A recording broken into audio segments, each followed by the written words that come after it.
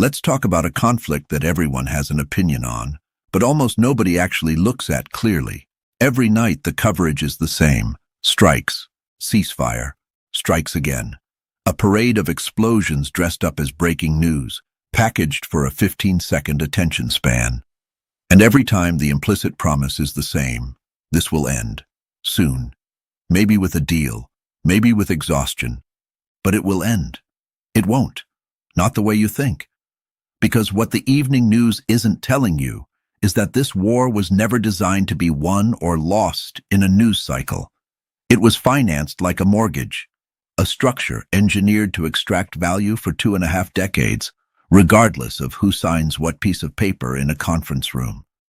The bombs are the visible part. The real war is buried in interest rates, procurement contracts, and debt schedules that won't mature until most of you watching this have grandchildren. This isn't speculation, this is arithmetic, and by the end of this video, you'll understand why the people telling you this ends soon are either uninformed or lying to you on purpose. Stay through this one. The numbers get uncomfortable fast, and you're going to want the full picture, not the 15-second version. Strip away the press briefings and look at what the money actually says. Before the first full-scale strike ever landed, the machinery was already running. Operation Midnight Hammer, B-2 sorties, GBU-57 bunker busters, Tomahawk cruise missiles, alone generated between $2.04 and $2.26 billion in direct operational cost. Counter-Houthi operations in the Red Sea added roughly $1.5 billion more. This is what most people miss. The financial war started before the shooting war was declared. The infrastructure of spending was already in motion. Then came the escalation. In the first 6 days of full combat, direct expenditures hit somewhere between $11.3 and $12.7 billion. Not the cost of the war, the cost of 6 days. During the peak surge, Operation Epic Fury, the burn rate touched $1.88 billion a day. By day 60, the running total was $71.8 billion, $15.8 billion in operations, $41.2 billion in munitions, $11.9 billion in replaced assets, $2.9 billion in subsidies. That's not a military campaign anymore. That's an industrial process running at full capacity, and industrial processes don't stop because a ceasefire gets announced on television. Here's the asymmetry that matters most. Offensive Tomahawk missiles cost roughly $2.5 million each. The interceptors used to stop incoming fire. The SM-3s, the SM-6s, the PAC-3 batteries, the THAAD systems cost significantly more per unit, and during the 12-day war phase alone, interceptor expenditure hit $3.5 billion. Every time Iran fires cheap, the United States responds expensive. That's not a flaw in the system. That's the system working exactly as designed, and it's a pattern any procurement officer in the Pentagon understood before the first missile ever left a silo. Even the fuel bill tells the story. The Department of Defense normally accounts for 87% of federal petroleum consumption in peacetime. Push that machine into active war, layer in the crude price spike the war itself caused, and you get an extra $1.19 billion in fuel costs for the federal government alone. A cost generated by the very conflict driving the price up in the first place. A closed loop, feeding itself. Now look at what all that spending actually accomplished militarily. Iran's surface navy gutted, shipyards disabled, channels blocked by sunken hulls. Early warning radar arrays like the AN, FPS, 132 and AN, TPY-2 systems degraded, along with satellite communications infrastructure, adding roughly $1.9 billion in unbudgeted replacement costs on Iran's side. On paper, that reads like decisive victory. But after an exchange of more than 6,700 drones and missiles, Iran still holds roughly 70% of its pre-war ballistic missile inventory, 40% of its drone fleet, most of it sitting in underground missile cities that were built from the start on the assumption that an air campaign like this one was coming. This was never a fight to eliminate Iranian capability. It was a fight to degrade the visible layer while the strategic layer went untouched, and Tehran knew that going in. And Iran isn't just absorbing the damage, it's rerouting around it, in real time. New overland logistics through Pakistan, bypassing naval interdiction entirely.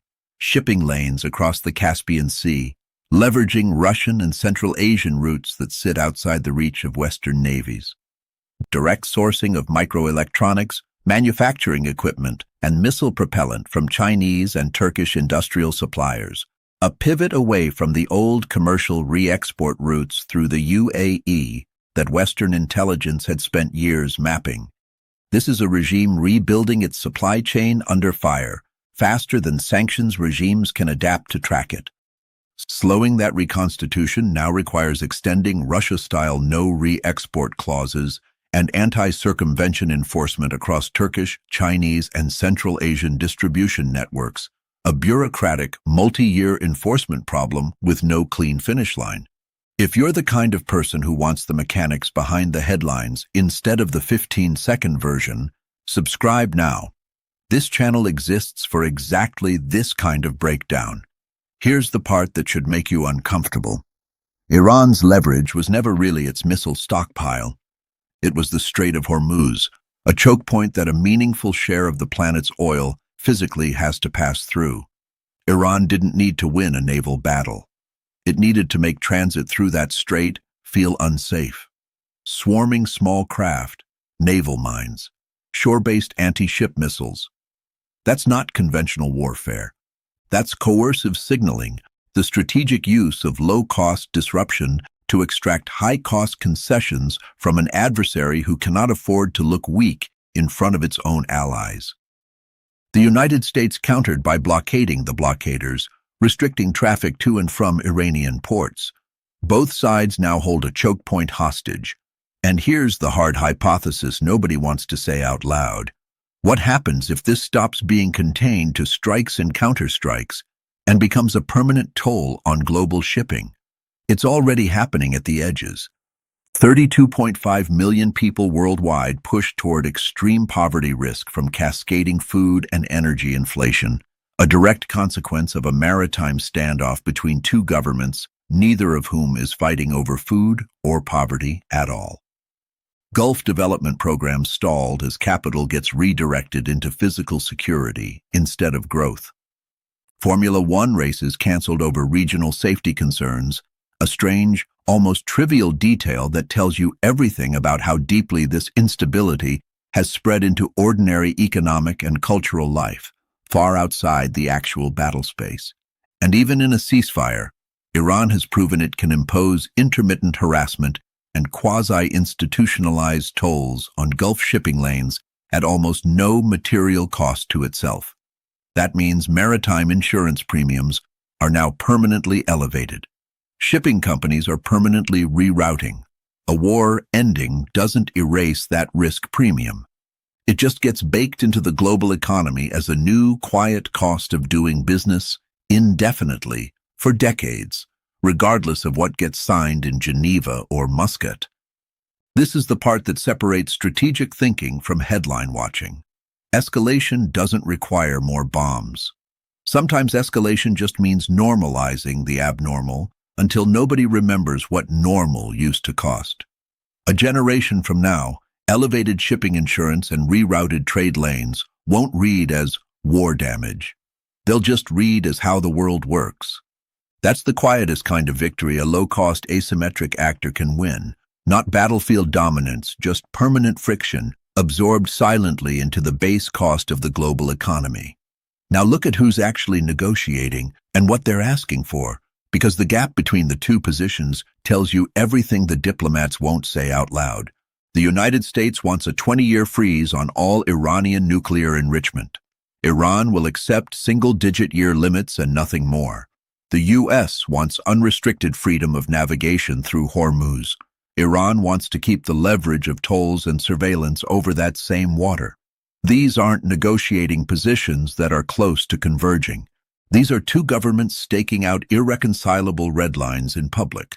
For an audience, a form of strategic signaling aimed less at each other and more at their own domestic populations, their own hardliners, and their own regional allies who are watching for any sign of weakness. And inside Iran, the strikes didn't do what outside observers assumed they would. External pressure didn't weaken the regime or spark internal reform. It consolidated power inside the hardline factions of the Revolutionary Guard Corps.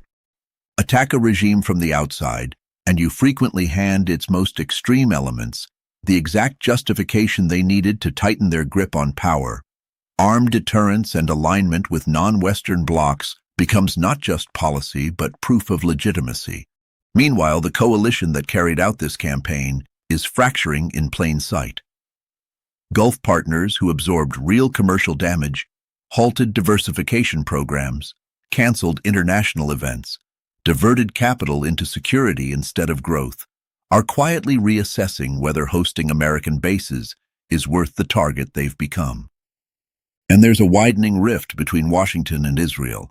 Israel is pushing for total dismantlement of Iran's nuclear and proxy infrastructure. U.S. leadership is facing mounting debt, war fatigue, and a domestic public with no appetite for another multi-decade entanglement in the region. That divergence isn't cosmetic. It's a structural crack in the coalition that opponents of both governments can and will exploit. There's also a domestic story being told with the money itself. Between 2020 and 2024, private defense contractors absorbed $2.4 trillion in Pentagon contracts, 54% of the department's entire $4.4 trillion discretionary budget. Every $1 million spent that way generates around 5 jobs. The same $1 million spent on education generates 13, healthcare, 9, clean energy and infrastructure, 7 to 8. So even domestically, the story being sold, jobs, industry, security, obscures a much less flattering truth. This spending pattern is a worse return on capital than almost any civilian alternative, and the people bearing that opportunity cost are the same households already paying more at the pump. Both governments are managing a story for their own citizens. Washington's story, this is contained, controlled, nearly over. Tehran's story, we absorbed the worst they had and we're still standing. Neither story is a lie, exactly. Both are incomplete by design, and the gap between what's being said publicly and what the balance sheets actually show is where the real war is being fought. So here's where this actually leaves us. This war is not financed by taxes. It's financed by debt, treasury bonds that generate interest whether the guns are firing or not. The Pentagon's conservative estimate of $29 billion already generates $986 million a year in interest alone. Using the fuller 60-day figure of $71.8 billion, that number climbs to $2.4 billion a year. Run it forward a decade. $10.9 to $26.9 billion in pure interest on top of everything already spent. Run it forward 20 to 25 years, and the interest alone is projected to rival or exceed the entire original cost of the war. This is precisely the trajectory 9/11 spending followed. $8 trillion in total obligations by 2022, $5.8 trillion of it direct expenditure, $2.2 trillion in veterans' health care that Americans are still paying for today, more than 2 decades later. Add the $2.2 trillion in future veterans' health care and disability obligations for roughly 50,000 deployed personnel in this conflict. Add the thousands of dollars a year already being extracted from ordinary households, $2,565 to $3,471 annually for a median income family. An even heavier proportional burden of $2,143 to $2,548 for lower-income households who have far less room to absorb it. Add a Strait of Hormuz risk premium that's now permanently priced into global energy markets. None of that disappears the day a ceasefire gets signed.